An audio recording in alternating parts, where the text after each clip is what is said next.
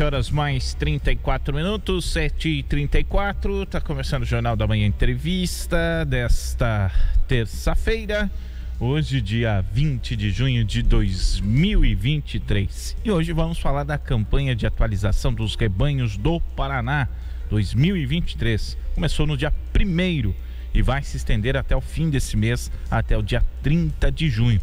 Bom, então faltam aí, eu não sou muito bom de matemática, mas faltam 10 dias das minhas contas, né? Ou seja, estamos se encaminhando para a reta final desta campanha. Para isso, vamos conversar com o responsável da Agência da Defesa Agropecuária do Paraná, ADAPAR, de São Miguel do Iguaçu, Orlando Silva Júnior. Bom dia para você, Orlando, muito obrigado pela sua presença aqui no Jornal da Manhã Entrevista. Qual a situação de São Miguel do Iguaçu neste momento, nesse quesito que acho que a gripe aviária ela trouxe um alerta bem importante nesse sentido da gente ter a sanidade, o significado da sanidade. A gente tem a aftosa todo ano que precisa ser validada aqui no estado para também a gente ter esse outro selo de validade. Então, quer dizer, estamos num município também de grande produção de proteína animal, ou seja, muita coisa para a gente se preocupar e analisar em cima dessas campanhas. Bom dia a todos, bom dia aos ouvintes da rádio. Hoje a situação da campanha da declaração de rebanhos do Paraná, aqui em São Miguel do Iguaçu estamos aproximadamente próximos dos 50% de declarações. Ainda a gente tem um punhado de produtores que ainda devem fazer suas declarações de rebanho, tanto quem tem rebanho suíno como bovinos, quem tem cabritos, ovelhas, quem tem equinos, quem tem animais de produção no geral, deve fazer essa declaração junto à ADAPAR até o final do mês. Uma vez que terminado o prazo do mês, o produtor estará sujeito a sanções administrativas e tem o bloqueio automático das GTAs. Então, quem tem granja de suínos ou aviários, é bom correr e fazer sua declaração ainda até o final do mês. GTA é para transporte. Isso, a guia de trânsito animal. Ela é feita para toda e qualquer movimentação de animais de produção que são objeto da fiscalização. Ou seja, o proprietário de aviários... Sim, de granja de suínos, quem tem bovino e tanto de leite quanto de corte, deve fazer sua declaração quanto antes. Ou seja, não entrega o leite, não entrega o frango, não entrega o gado e muito menos suíno. É praticamente isso aí. E isso é considerado, tá dentro do esperado ou está muito atrasado nesse contexto? Está acompanhando os últimos anos, porque com o fim da vacinação, da obrigatoriedade da vacinação, houve uma queda na declaração de rebanho, porque o produtor acredita que, como não vacina, não precisa fazer a declaração. E isso é uma coisa que está equivocado. Na verdade, a declaração é todo ano, no mês de maio e junho, desde o fim da vacinação. Então, para quem não fez ainda, é importante agilizar até para não congestionar depois e ter aquela pressa tradicional de encerramento de data, né? Pega uma fila enorme. Sim, e quanto antes melhor, porque, que nem eu digo, passou o prazo, a gente não tem outra saída, que o sistema trava e o produtor não consegue fazer as GTAs. Bom, para conseguir regularizar, tem a parte burocrática, o que o produtor deve fazer? O produtor deve chegar ao escritório da ADAPAR, que fica na rua Getúlio Vargas, próximo, de frente ao Correio. A única agência do Correio do município fica de frente para o nosso escritório, munido dos seus documentos pessoais e saber o seu rebanho, para poder preencher a ficha de declaração, onde vai fazer o lançamento lá no sistema mesmo nosso, junto ao escritório. Bom, feito isso, aí está tudo regularizado. Hoje, São Miguel do Iguaçu, né, nesse aspecto, o produtor ele tem um maior entendimento da importância disso ou faz mais no âmbito da obrigação? Bom, agora você me pegou, porque geralmente os produtores, uma boa parte é consciente, geralmente o produtor que leva a sua produção como profissional, é um produtor rural profissional, é a profissão dele, a profissão principal dele. Ele geralmente leva a ferro e fogo essa questão da declaração de rebanho. Agora eu tenho problema com produtores, no caso, ele tem aquele meio como... Ele não é, na verdade, um produtor rural. Segunda na verdade, ou terceira renda. É, por aí. O cara, na verdade, tem um comércio, o cara, de repente, é um empresário de uma outra cidade. Então, esse daí vai esquecer a declaração, não tenha dúvida. A maioria das vezes é assim. E quais são, digamos, vem multa, quais são as punições para quem não consegue fazer essa declaração a tempo, por exemplo, além da questão de não poder negociar esses animais? Então, é aproximadamente 10 unidades federativas por exploração. Então, se ele tem suínos, é uma, se ele tem bovinos, é mais 10 e assim por diante. Então, tudo depende das explorações pecuárias que ele tem dentro da propriedade dele. E esses produtores, por exemplo, que atrasam, que acabam deixando passar o prazo e que talvez não levam tão a sério essa questão, pode prejudicar os demais? Então, toda essa questão de certificação do Paraná de ser área livre de febre aftosa ou de peste suína clássica, ou os próximos certificados que podem vir no futuro, uma das avaliações é a nossa base de bancos de dados, aonde eles são atualizados justamente nesse período de declaração de rebanho. É nesse momento que o Paraná diz, eu tenho tantos animais, tantas espécies desse ou daquilo outro.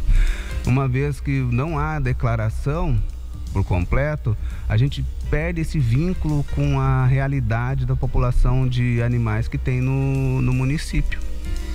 E isso é fundamental para dar uma sequência. A gente sabe que, por exemplo, São Miguel do Iguaçu, a maior produção de animais é de aves, né? Um grande produtor de aves nesse quesito, e isso gera uma receita muito significativa, inclusive para o município, e porque a gente sempre teve a referência São Miguel do Iguaçu como produtor de grãos, mas esquece desse aspecto, né? E aí é uma cadeia muito importante, né? Que a gente tem para a economia, inclusive, do município.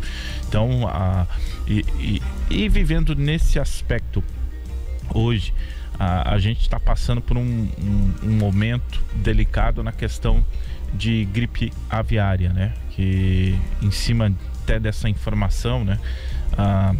Já havia um trabalho muito bem feito de restrição de pessoas, de cuidados sanitários, né? Principalmente em aviários e pocilgas que tem esse processo de produção em animais em grande escala, mais ativo. Mas agora eu imagino que isso está mais intensificado e para todo mundo é importante as pessoas, no geral, terem a consciência disso, porque vamos supor, um estranho vai visitar uma pessoa, vai visitar alguém, um amigo, um conhecido que tem um aviário e não sabe o risco que ele pode estar levando para esse estabelecimento, para essa cadeia produtora, né? As pessoas não têm a noção do risco disso tudo. Importante a gente deixar essa informação mais popular possível. Ah, sim, com certeza. O produtor em geral de granjas de aves já estão, desde a IN 56, já estão adaptados, já estão conhecendo, já tem esses conhecimentos de biosseguridade nas granjas, mas a população em geral não sabe que, na verdade, um dos maiores carreadores de doenças para dentro do aviário é o trânsito de pessoas e animais. Então, como o trânsito de animal a gente não pode impedir porque tem que entrar dentro da granja dos animais, mas as pessoas não. Por isso que dentro dos aviários, no geral, só pode mesmo o pessoal que é da própria produção, no caso o produtor, a fiscalização que somos nós e assistência técnica, que são os assistentes técnicos que fazem a parte toda do manejo dos animais e controle. E eu falei, claro, naturalmente, de São Miguel do Iguaçu, mas hoje o Paraná é o principal exportador, por exemplo, de aves. O Paraná responde aproximadamente o 40% da exportação de frango do país. E é um dado bem significativo, né? E a maior parte da produção está nessa costa oeste. Vai de Francisco Beltrão até aproximadamente Umuarama. Nossa. Passando por toda essa região aqui, passa por Toledo, Cascavel, mas geralmente a gente tem nos nossos sistemas um mapa de calor que mostra onde está a produção de suínos e aves, e é nessa região aí. É na região que a gente está no epicentro da produção de aves e suínos do estado do Paraná. Por ser fronteira aqui, uma circulação enorme de pessoas, uma circulação, quer dizer, não só de pessoas, né? Muita coisa entra, muita coisa sai e fica aquela... É de certa forma um risco grande? Tudo é risco sanitário, é um risco grande, sim. O trânsito de pessoas, de fronteira internacional, isso sim preocupa a gente um pouco, sim, com relação à biosseguridade. Que eu me lembro que uma vez o Paraguai fechou um pouquinho a fronteira ali, né? Acontece de vez em quando, e muitas aves deixaram de entrar para lá, né? Que saiu aqui do Brasil para lá, né? Então, quer dizer, essa troca de alimentos não é novidade, não é algo feito, vamos supor, em alguns momentos feito de uma forma legal, vamos colocar assim, né? Sempre passa muita coisa ali, e essa circulação a gente estava vendo em algumas regiões, né, fora daqui, que já tinham aves silvestres, por exemplo, e aí a gente fica até receoso, né? Poxa, as aves, elas vão para todos os lugares, né? Então, com relação à influenza aviária, que é o assunto do momento hoje em dia no Brasil, e não só no Brasil, mas no estado do Paraná, o maior risco mesmo da transmissão do vírus, ele veio tanto da América do Norte, descendo pela América Central, vindo aqui por aves de migração, aves migratórias. E essas aves, elas não conhecem fronteira. Para elas, é a rota delas, ela tem isso na vida delas, elas vão passando e levando o vírus junto. A nossa preocupação, na verdade, é essa. Primeiro com as aves silvestres, elas são sentinelas. Uma vez que elas começam a ter foco, começam a morrer aves nesse sentido, já abre um alerta para nós. Então é importante, os produtores, todo mundo tá ciente, né? Tá em alerta. Daqui a pouco ver aves silvestres morrendo do nada, né? Tem uma justificativa, é importante para a gente seguir, porque... como eu disse, não só a economia aqui de São Miguel do Iguaçu, mas do Oeste e do Paraná, né? Depende desta sanidade. É um trabalho assim bem feito, bem feito. Já tive a oportunidade de fazer várias matérias, né, no agro e principalmente no setor de aves. Há um controle rígido, desde da entrada de caminhões, por exemplo, um caminhão que vai entregar ração, né? Entrega em mais de um lugar. Ele já passa por uma desinfecção literalmente na entrada, né? E muito bem feito. Existe um painel, um portão de entrada realmente feito para isso, para desinfeccionar desinfetar o caminhão, né? Então é realmente algo bem feito. Tem a parte já no pátio, a questão de cal, né? Que é um produto utilizado já para colaborar nesse sentido, principalmente com salmonela, que é outra coisa que atrapalha também. Enfim, são vários trabalhos.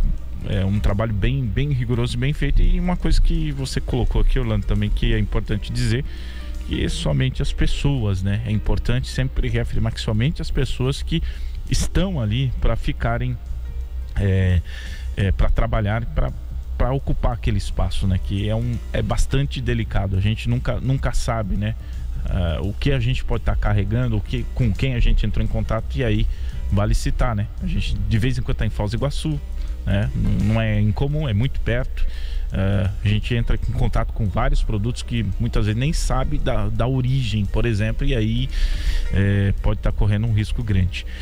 Mas voltando aqui para o assunto principal, então, a gente está falando da campanha de atualização de rebanhos do Paraná 2023, e para a gente fechar, só para reforçar, que termina dia 30 de junho, e a gente está conversando com o responsável da Agência de Defesa Agropecuária do Paraná, a ADAPAR de São Miguel do Iguaçu, Orlando Silva Júnior. Quero já te agradecer e também fique à vontade para reforçar esse convite. 50%, ou seja, em 10 dias tem que finalizar.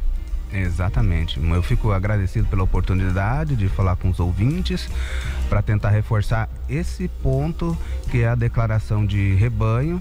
A gente precisa que os produtores venham, é de suma importância para o Paraná. Cada um fazendo a sua parte, a gente consegue manter os certificados de área livre de febre aftosa e outros mais que podemos almejar no futuro, graças à colaboração do produtor, que é de suma importância para isso. Muito bem. Obrigado, viu, Orlando? O Jornal Entrevista na manhã desta terça-feira vai ficando por aqui. Na sequência está chegando o Diego Soares com o esporte, trazendo as principais informações. Eu volto com o esporte também 12h15. A gente vai falar sobre a primeira reunião do Campeonato Municipal de Futsal de São Miguel do Iguaçu. Foi definida a competição no ginásio Elcio Marcelino. Vai ser lá as disputas esse ano. E também vamos falar sobre o número limite de atletas de fora, que serão 2, na verdade. Mas aí a gente vai ouvir os personagens, as equipes que participaram, secretário de esportes e também os organizadores, para falar um pouquinho mais de como vai ser essa competição hoje a partir do 12h15. Diego Soares agora traz as principais informações do esporte. Jornal da Manhã.